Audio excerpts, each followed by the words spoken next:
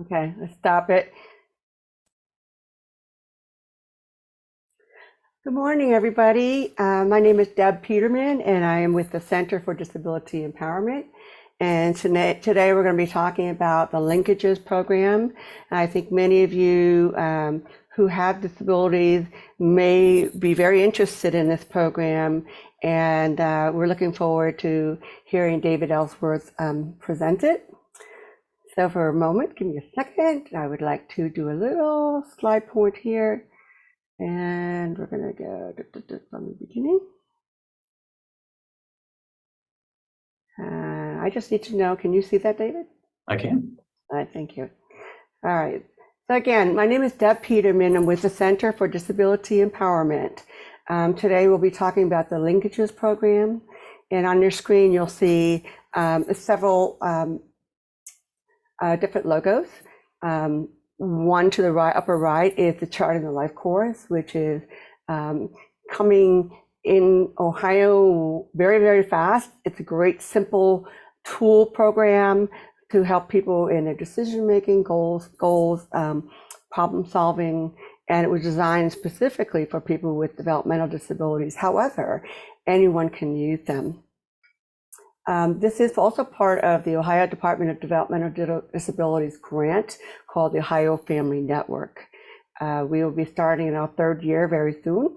There are 5 counties part of this, 5 agencies part of this, and we are serving 17 counties at this point. So first I want to talk about the Center for Disability Empowerment. We are a non-residential independent living center and that is driven by choice and direction of people with disabilities. Our mission at CDE is to provide supports and resources for people with disabilities in order for them to be participants and contributors in their communities as they live, learn, worship, work, play alongside people without disabilities.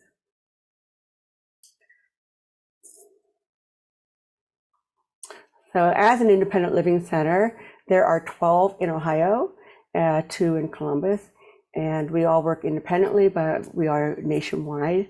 We are federally mandated to provide a specific 5 core services. One is information referral. We always say if we don't know, we'll find out. We do independent living skills and development. We support advocacy, both self and systems advocacy. We have transition services for youth ages 14 through 22, and transition services for nursing home and housing.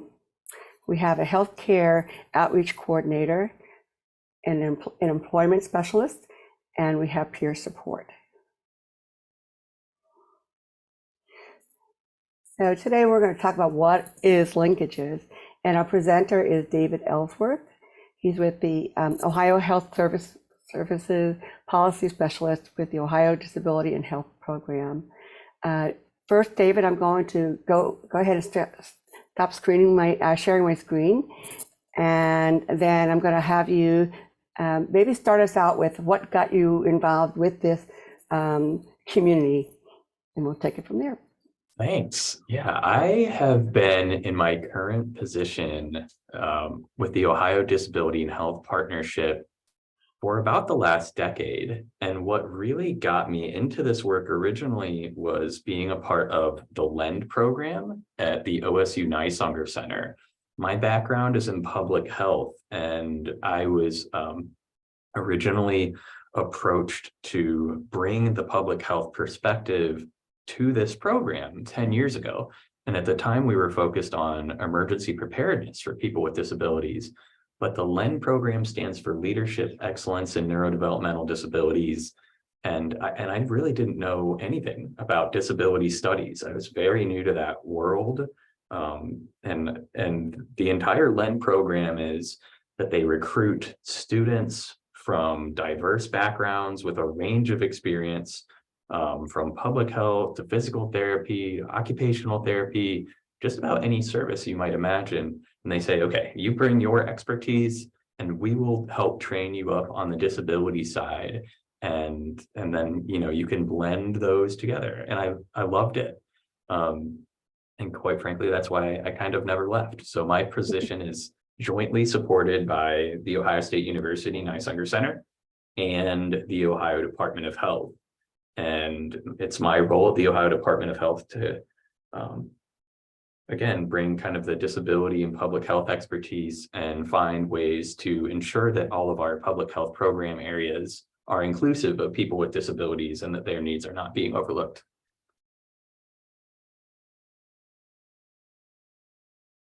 Deb, do you want me to go into the linkage project description?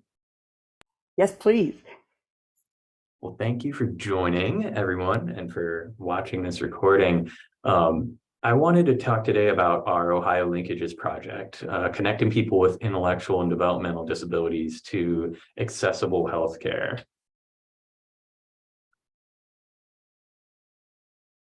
So a brief overview of what the Ohio Disability and Health Partnership is. We are a Centers for Disease Control and Prevention capacity building program that aims to broadly improve the health and well-being of people with disabilities across the state of Ohio.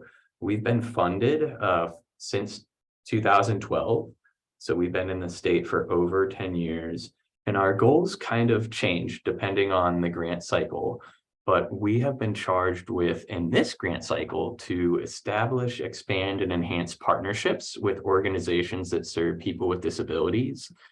We've used this to build a disability advisory committee that advises on all of our project objectives. And I'm very pleased on the work that we've accomplished with this group, because for the first time, it's actually comprised of the majority of people with disabilities, which I think is very needed to ensure that our work moves in the right direction. The whole "nothing about us without us," I believe very strongly in that. And that's why I think that it's important for our advisory committee to be the majority comprised of folks with disabilities. We've also been charged with identifying some of the gaps in health that people with disability experience. And to do this, we did a statewide needs assessment. We looked at some data that was available to us in different surveys and reports, but then we also interviewed people with disabilities and did focus groups, more or less, to really listen to what people with disabilities are telling us and what we need to focus on and what gaps exist. Another one of our objectives is to train healthcare personnel on best practices on how to work with people with disabilities. This is a theme that I think will come up again and again throughout this presentation. But I think this is a really important aspect of what our program does. What we're going to focus on today for the remainder of this presentation, although all of these are sort of intertwined, is our linkage project that aims to link people with intellectual and developmental disabilities to preventative healthcare and health promotion programs in their community. Last, we're charged with implementing evidence-based health promotion interventions. We've started doing the Living Well in the community trainings, which is a really awesome program that I'll focus on perhaps at another time. And then we're charged with disseminating all these key findings and lessons learned. But the topic of today is mostly going to focus on our linkage project. Before I launch into that, I want to invite anyone who might be viewing this presentation to join our Disability Advisory Committee. Again, this is a core part of our work. We've just exceeded that, that 50% of people are comprised of predominantly people with disabilities. And then the rest of that are people that are really interested in better serving people with disabilities. So if you're interested in becoming a member, you can scan the little QR code that's present at the bottom left of this slide. You can also reach out to me or Deb directly, and we have just a small link that people could copy if they're interested in signing up with us. So the core of what we're talking about today is the findings from our needs assessment, how that informs the work that we do with our linkage program that aims to connect people to the health resources they need. And then finally, the health resource guide that we are building that is really a list or a hub of accessible services and resources for people with disabilities. And I think the core of what we're trying to do with this program is it really allows people to focus on their health rather than finding the right medical providers who will meet their needs. That's what we are able to do on people's behalf. If you look at a map of Ohio, think of it as a heart shape. And where we see the most people with disabilities is kind of not surprisingly in the big cities. It's in Cincinnati, it's in Columbus, in Cuyahoga, and then a little bit in Toledo. But if you adjust that for the total county's population size, you really see that there is an overrepresentation of people with disabilities that live in that Appalachian region of the state. So the eastern, southeastern corner has more people with disabilities than others. And the only reason that I'm mentioning that is I think it's important to tailor or to promote our services, our linkage project, kind of to those areas of the state eventually, but more so to make sure that public health resources are really available in those areas of the state where we know more people with disabilities are living. There are some common barriers to seeking health care for people with disabilities. There's a lack of healthcare provider understanding about disabilities. People can be denied accommodations in those healthcare settings, even when those accommodations are appropriate or needed. We still see a lot of physical inaccessibility of buildings and places, whether that's, the path from the parking lot to the doctor's office. There are a lot of barriers that can be present, and that affects how people access healthcare. Similarly, there's inaccessibility of medical equipment like exam tables or some imaging machines that sometimes doesn't accommodate people with disabilities or their needs. We know that there's inadequate cover in health insurance and just generally a lack of transportation, but that certainly affects how people access healthcare. I want to focus a little bit on our needs assessment. So we haven't done this in the state for about 10 years. So the data that we had was old, and we knew that it was important to update that and to really listen to what people with disabilities are telling us. So we did look at data from existing surveys, but I think the more impactful part of this process was that we had conversations about people with disabilities, about their health, about their lived experience. And we sort of met as a team of self-advocates and disability experts, and we assembled this report. So our full report is available. It's very long. But we did kind of distill down some of the main topics that were mentioned. And the three big ones are a focus on mental health, physical health, and access to healthcare. The most common barriers to healthcare for people with disabilities, again, include those lack of provider understanding, lack of insurance, but it was also a little bit about healthcare provider bias that people, that physicians sometimes had bias, whether they knew that or not, towards or biases that would impact people's health. We knew that to address that, it would be really important for healthcare professionals to have training available. And I've included links to that later on in the presentation. If you know a healthcare provider that could benefit from our training, we encourage you to distribute that to them. But people with disabilities face some pretty significant challenges when it comes to their health. So people with disabilities are 7 times as likely compared to people without disabilities to have 14 or more physically unhealthy days in the last month. They are 5 times as likely to report fair or poor health, and 5 times as likely to report having congestive heart failure. They're also 4 times as more likely to have COPD, 3 times as likely to have diabetes, and 2 times as likely to report having asthma. And I want to note here that these aren't because of the individual's disability. Being disabled does not inherently cause people to be unhealthy. It is those barriers that people experience in accessing healthcare that contribute to these really dramatic differences in health outcomes among people with disabilities and those without. And that's at the core of what our disability and health partnership is trying to address. There are also some mental health differences, and these are pretty staggering. People with disabilities were 13 times as likely to have 14 or more mentally unhealthy days in the past month. They were 7 times as likely to feel isolated from others, and 7 times as likely to feel left out. They were 5 times as likely to have an unmet need for mental health treatment, and 3 times as likely to ever being diagnosed with depression.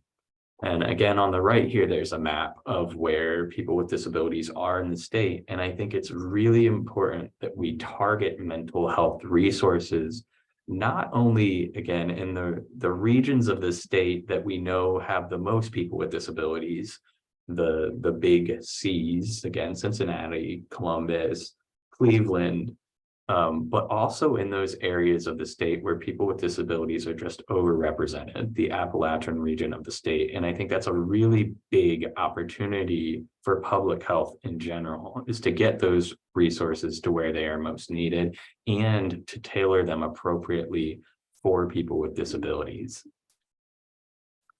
So why are we focused on adults with intellectual and developmental disabilities? We know that people with disabilities just face the barriers that we already talked about, but that resources that specifically target, that are specifically inclusive of people with disabilities are really sparse. There's not a lot of, planning. People with disabilities aren't often asked, what do providers need to do to have or enable a really good patient experience for you? And it's because that they're not asked that doctors are really, kind of underprepared to serve people with disabilities in general. We know that there are some communication barriers that sometimes contribute to poor quality care. People with disabilities may be less likely to understand or feel understood by their healthcare provider. And that's actually pretty well documented in the literature, in the readings and the studies that are out there. The top healthcare concerns reported in our needs assessment were really centered around healthcare provider bias and ableism, and a lack of their familiarity of the topic of disability. Again, hinting at the need for training among doctors, among nurses, among dentists, really among anyone that is in that clinical field. Just another example of some of this is that people with mobility limitations, specifically women with mobility limitations, were less likely to report having up-to-date cervical cancer screenings compared to people without disabilities. And this really stems from a lack of providers' understanding with those needs and a lack of equipment that is accessible to women with mobility limitations in order to have those cancer screenings done. This also is the same for mammography, for breast cancer screenings. The equipment can oftentimes be inaccessible, and that leads to people and women with disabilities being less likely to have those screenings.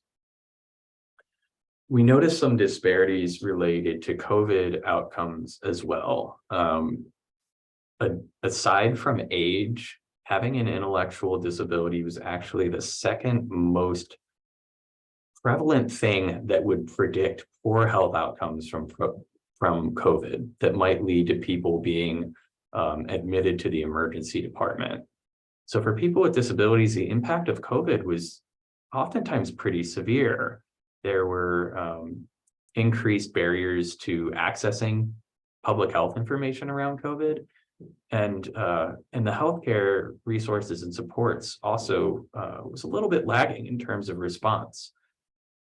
the coronavirus certainly brought new challenges in engaging with people with disabilities, but I think that also presented some opportunities in the long run.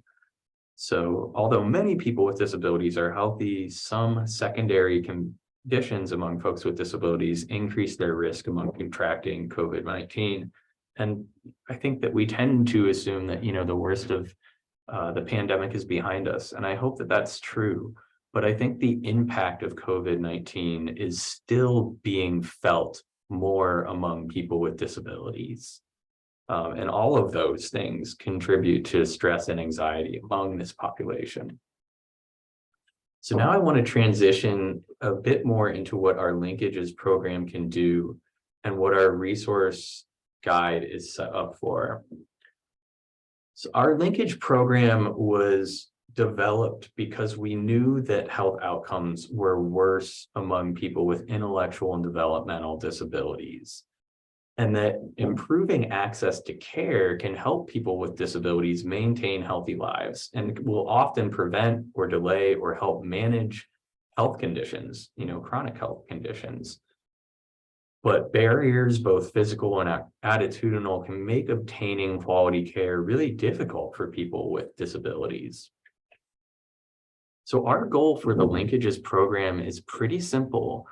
We've hired a full-time linkage coordinator that functions a lot like a case manager, but their entire job is to help people connect with resources that would enable them to address their unmet healthcare needs, whether that's seeing a dentist, whether that's getting to a primary care physician that understands your disability.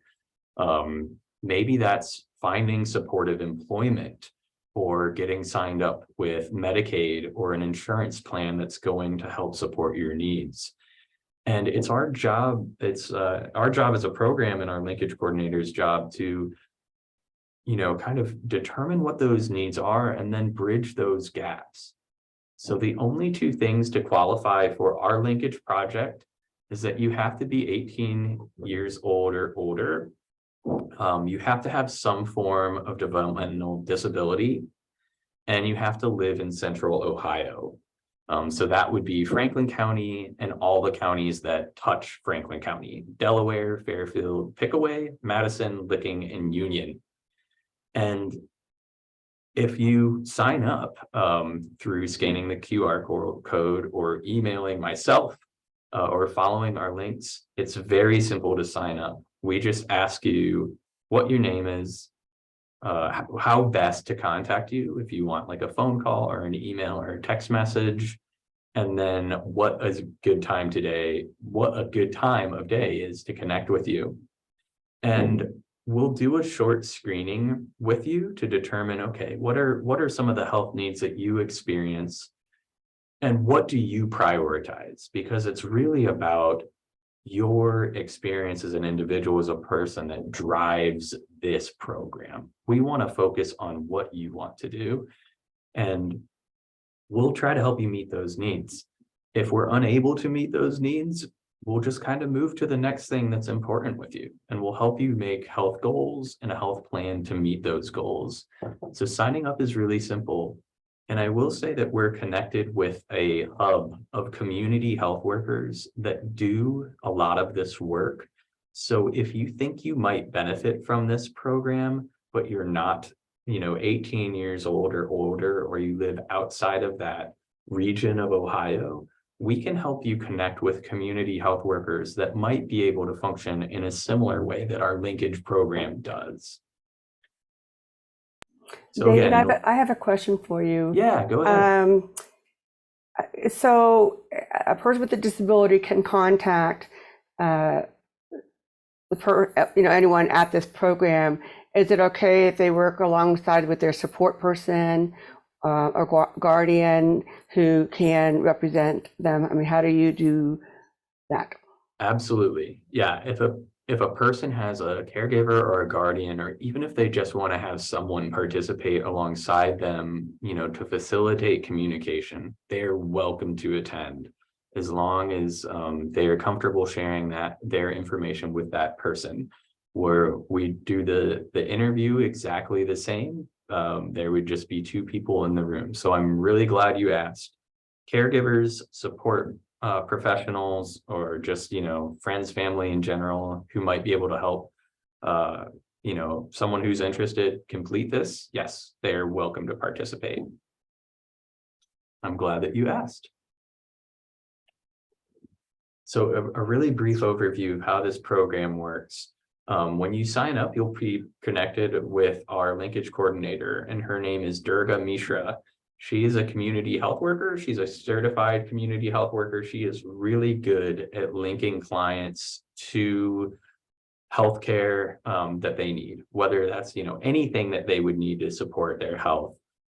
Durga would set up a short interview with clients to talk about their health, talk about what healthy goals they want to achieve.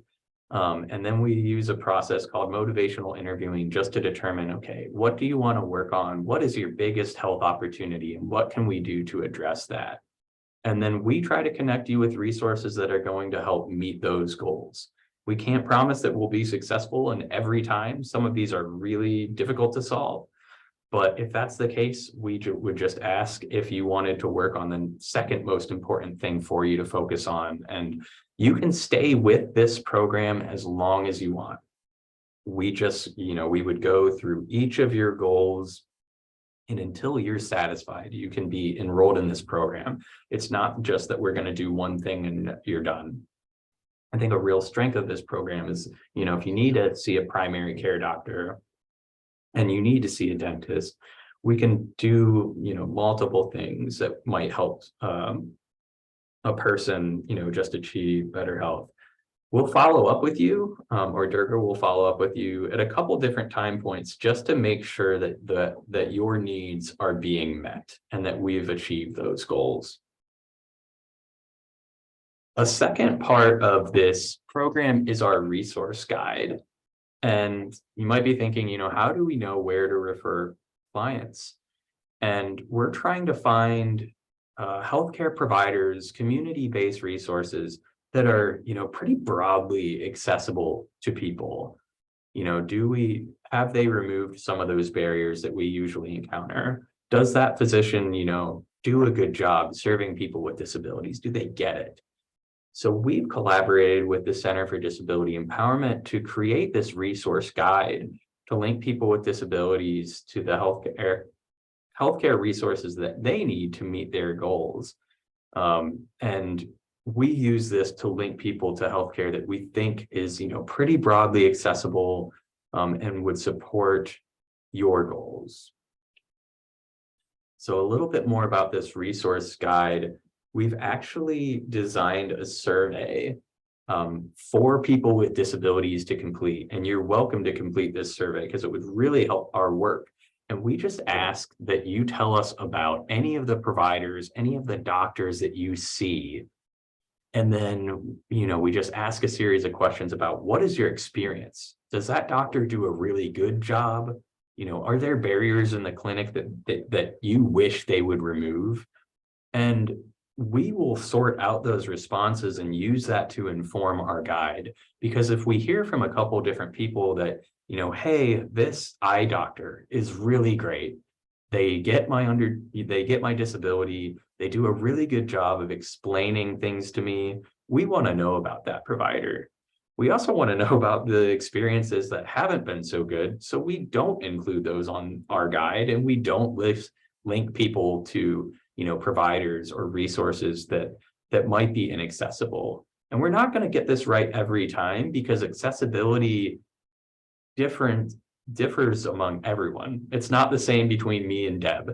And it might vary from day to day. A doctor's office might be completely accessible one day and then they move a chair and it blocks a door or an access route. But we try to use this to make a pretty broad list of things and resources that we think are more inclusive and more accessible than most. So the resource guide has a couple things on it. It's not just doctors, which I've focused on a lot, but it's also mental health care providers. It's accessible exercise programs, opportunities for accessible transportation, housing, signing up for medical benefits, connecting with dental care, which is a much needed resource in this area of the state, but it's pretty hard to actually get into. Healthcare specialists, women's health resources, and more. So if you want to contribute to this guide, again, you are welcome to scan the QR code that has been included in this little presentation, but I will also send these resources out to Deb to kind of distribute among their networks, to share our resource guide, to share our linkage project so people can get signed up if they are interested. And if a provider is not accessible, we also provide support to those providers. If we, get a report that one of our clients is being treated unfairly, if we realize that there's a lot of barriers within those clinics, we reach out to those healthcare professionals and offer, training on how to better work with people with disabilities. And we have a series of these trainings online that any provider could access and that can be shared. But we also offer to do this in person if that healthcare provider would benefit most from that. So on our online platform, we have recorded versions of deaf patient care. We have disability and adaptive communication for healthcare providers. We do provider screenings for individuals with disabilities, training for patients with autism on what to expect. We do disability care 101, and then just kind of a disability sensitivity training, kind of, health etiquette training for providers with disabilities. But we also, again, if staff members ask, hey, could you train us on this really specific topic, we're happy to send a team member of ours to do that. And you can access all of our healthcare provider trainings at the link below. So our LinkAGES program and the resource guide that we're working on is really to improve access, equity, and inclusion for all people with disabilities in healthcare. That's our goal. Our next steps is really to promote this, to do this work over the next 3 years, to connect with individuals who would benefit from our program. If you know of anyone who might benefit from this program, even if you think that you might not, feel free to, send it to friends and family and anyone that you think might benefit. And if you've worked with us in the past, we invite you to share your experiences in working with us with others. So if you would benefit from the LinkAGES program, we invite you to sign up. Again, we've included a QR code to do that. You can email us at LinkAGES, LinkAGES @osumc.edu. You can come see us at most community events that we table at. And then if you want to reach out to us and just complete the survey directly, you can go to the website that's listed on this slide, or you can scan the QR code below. And Deb, I think that brings us to the end of my presentation. If people want to become a DAC member, we have a link for that above. And then if you want to follow us or connect with us on social media, we have all of those methods of communicating with people as well. So Deb, I'll turn it over to you for any questions or anything that you might have. Yeah, I just want to ask 2 questions. Sure. Well, actually, the first one is, I wrote down a consumer checklist. Like, let's say I know I'm going to a doctor tomorrow. Is there like a simple 10 thing that we could check off when we leave the doctor office, or is there a way where someone might hand it at the front desk and say, does your office accommodate to people with disabilities? I don't know, I'm just adding one more piece of paperwork to you. No, Deb, I honestly, that's not something that we've developed yet, but I think that would be something that would be really good for us to develop for folks with disabilities, just to take with them to their, to their provider. And I think it would just help people prepare for that visit, but maybe more importantly, it would help the provider to prepare for that visit. So I think that could be something that we work on. Yeah, that'd be really, really awesome.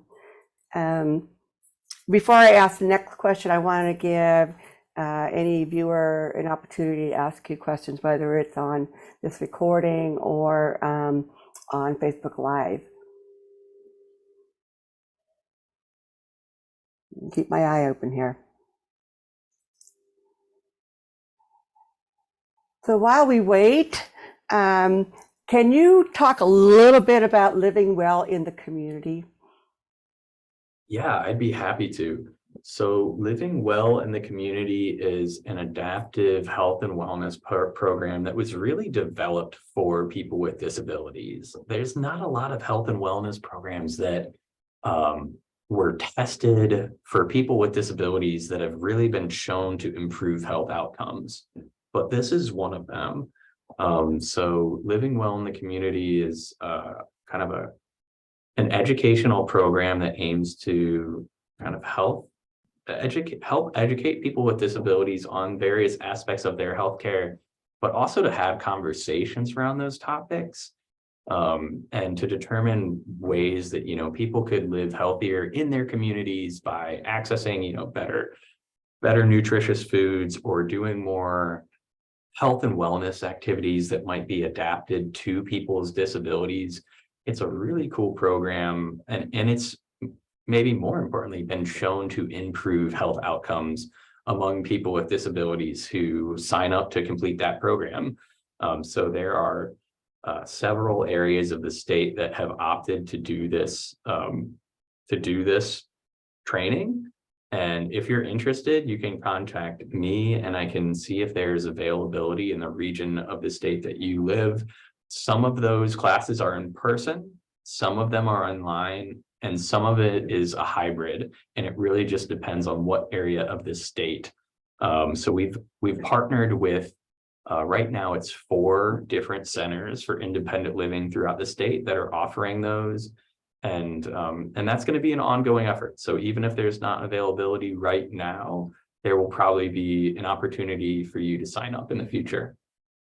Well, I can tell you that the Center for Disability Empowerment have been working with an adult day program on the west side, and we have 2 more sessions. There's 10 altogether.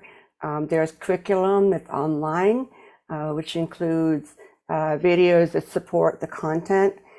Yesterday we talked about being more physical in our activities, getting moving. We've talked about different types of food, protein, carbs, it's escaping me, but it does allow conversation among the group to see, we also have a tracking thing. So they're able to say, well, this morning I had this, and we list what they had to eat. And then we show them this is part of a protein group. This is fruit, so that they, as far as they can, be watching what they're taking in their bodies. And I mean, I always kind of say that, just like a car needs gasoline to move, our bodies need food and calories to use. And so I think it's a pretty well thought out program. And we'll let you know, David, at the end of it, our thoughts. Thanks for sharing about living well in the community. It was like 10 sessions for about 2 hours each time. Thanks for the overview and thanks for the prompt. Yeah. I really like that program. Yeah. So are there any questions? Let me check the chat here. And let me check on.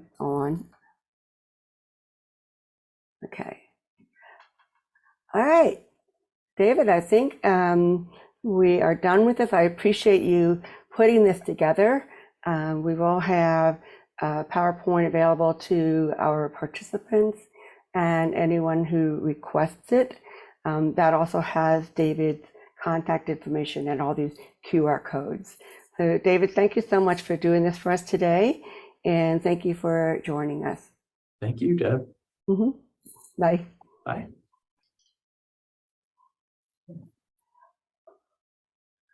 Okay. All right, let me turn off YouTube. Stop recording.